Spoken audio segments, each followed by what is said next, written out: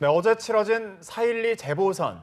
이 대선을 앞두고 치러진 만큼 민심의 바로미터다는 평가도 앞서 나왔었는데요. 네, 관련 이야기 나눠보겠습니다. 정치부 강한나래 기자 나와 있습니다. 안녕하세요. 네, 어서 오십시오. 네, 강 기자 먼저 선거 결과부터 한번 정리해 주시죠. 네, 일단 재보선이기 때문에 저조한 투표율이 좀 우려가 됐었는데요. 네. 최종 투표율은 28.6%로 나타났습니다. 국회의원 선거구가 4곳이었던 2015년 상반기 재보선에 비해서는 4%포인트 낮은 수치인데요. 네. 하지만 이번에 유일한 국회의원 선거구였던 경북 상주 군위 의성 청송의 투표율은 53.9%를 기록했습니다. 2000년 이후에 실시된 역대 국회의원 재보선 중에서는 최고치라고 할 수 있습니다. 네. 대선을 앞둔 만큼 관심이 그만큼 높았다라고 풀이가 되고요. 이번에 유일한 국회의원 배치는 자유한국당 김재원 후보에게 돌아갔습니다. 경북 상주 군위 의성 청소 선거구에서 김 당선자는 과반에 가까운 지지로 무소속 성윤환 후보를 따돌렸습니다. 김재원 당선자는 친박 핵심으로 꼽히는데요. 서울중앙지검 검사를 거쳐서 17대 국회에 입성을 했고요. 19대에 재선을 했습니다. 청와대 정무수석 등을 거친 후에는 이번 당선으로 삼성고지에 올라왔습니다. 그리고 세 곳에서 치러진 기초단체장 보궐선거에서는 수도권 민심의 풍향계로 불리는 경기 하남시장에 더불어민주당 오수봉 후보가 당선이 됐습니다. 경기 포천시장에는 자유한국당의 김종천, 충북 괴산군수에는 무소속 나용찬 후보가 당선이 됐습니다. 전체적으로 보시면 광역의원 7곳은 한국당이 3명, 국민의당 2명, 민주당 1명, 무소속 1명 이렇게 당선이 됐고요. 기초의원 19곳은 한국당이 7명, 민주당이 5명, 무소속 3명, 국민의당과 바른정당이 각각 2명씩 당선됐습니다. 예. 네, 좀 결과를 보면 민주당은 수도권 영남에서, 국민의당은 호남에서 좀 선전을 한 것 같고 대구 경북에서는 좀 자유한국당이 웃게 된 것 같은데 이게 좀 대선을 앞두고 민심의 현 주소다 이렇게 볼 수 있을까요? 일단 각 당 후보들의 그러니까 이번 선거가 각 당 후보들의 대선 대리전 양상으로 흐를 것이다 이런 전망이 앞서 좀 나왔었는데 결과를 보면 결국 지역 민심은 이변은 없었다 이런 평가로 좀 모아집니다. 지역별로 좀 자세히 들여다보겠습니다. 대구, 경북, TK 표심은 다시 한번 자유한국당을 선택했습니다. 말씀드린 대로 그 강성 친박인 김재원 당선자가 절반에 가까운 득표율로 경북 상주 군위 의성 청송 국회의원 재선거에서 승리를 했고요. 이곳을 포함해서 TK 지역 5곳에서 열린 재보궐선거에서 모두 한국당이 승리를 했습니다. 예. 그래서 자유한국당이 논평에서 이번 대선 승리의 희망을 이곳에서 보았다 이렇게 자평을 하기도 했습니다. 그래서 이번 선거를 계기로 갈 곳을 잃고 방황하던 보수 민심이 한국당을 중심으로 집결하기를 이렇게 기대하는 모습이고요.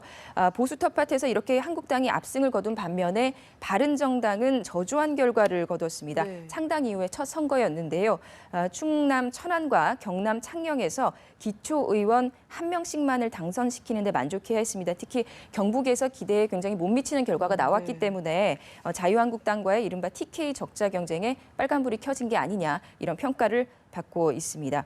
호남 지역에서 열린 그 시구의원 선거에서는 호남 적자 경쟁을 펼치고 있는 민주당과 국민의당이 각각 의석을 나눠서 가졌는데요. 비교를 해보면 국민의당이 상대적으로 앞섰습니다. 호남에 걸린 5곳 광역 기초의원 선거구 가운데서 국민의당은 3곳에서 승리를 거뒀는데 민주당은 1명만을 당선시켰습니다. 국민의당은 값진 승리다 이렇게 자평을 하면서 국민 기대를 이번 대선에서 책임감으로 새기겠다 이런 논평을 바로 냈습니다. 민주당은 이렇게 호남에서 씁쓸한 성적표를 받아들었는데요. 하지만 대신 수도권 민심의 바로미터라고 얘기하는 경기 하남시장 보궐선거에서 승리를 했습니다. 또 낙동강 벨트에서도 자존심을 지켰습니다. 민주당은 더욱 심기일전하겠다 이런 입장을 내놨습니다. 일각에서는 이번 그 재보선 결과가 후보 경쟁력이나 소지역주의의 영향도 있기 때문에 이것 자체를 대선 판세에 아주 큰 영향을 미치는 것으로 보기는 좀 어려울 수 있다 이런 분석도 내놓고 있습니다. 예, 그렇군요. 오늘 그렇다면 각 당의 대선 후보들의 일정은 대략적으로 어떤가요? 네, 먼저 더불어민주당 문재인 후보는 오후에 미세먼지 대책을 발표하는데요. 상당히 구체적인 대책을 선보인다고 합니다. 미세먼지 배출량 30%를 감축시킬 방안과 또 지금과 같은 봄철에 석탄 화력 발전소의 일시적인 셧다운제 이런 구체적인 대책을 선보입니다.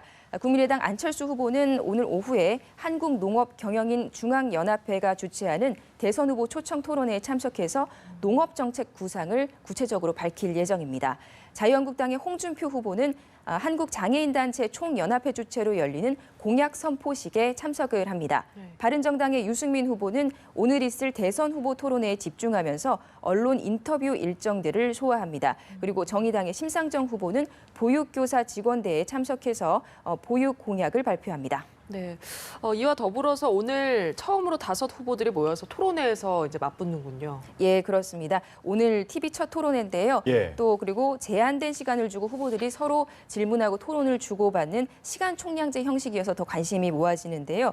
후보들 간의 치열한 신경전이 예상이 됩니다. 특히 양강 구도를 이루는 걸로 평가를 받는 민주당의 문재인 후보와 국민의당 안철수 후보의 격돌에 관심이 모아지는데 특히나 그 문 후보의 아들 취업 특혜 논란 그리고 또 안 후보의 부인 교수 채용 의혹, 네. 또 유치원 공약 논란 이런 것들을 놓고 후보들 간의 그 검증 공방도 상당할 것으로 예상이 됩니다. 오늘 토론회는 한국기자협회와 SBS가 주관을 하는데요. 녹화는 아침 10시에 하지만 방송은 밤 10시에 보실 수 있고요. 오늘 토론회를 시작으로 후보들은 앞으로 총 5번의 TV 토론회를 하게 됩니다. 예, 그렇군요. 격렬하고 또 치열할 것 네. 같은데 좀 잘 지켜봐야 되겠군요. 알겠습니다. 강은나래 기자였습니다. 고맙습니다.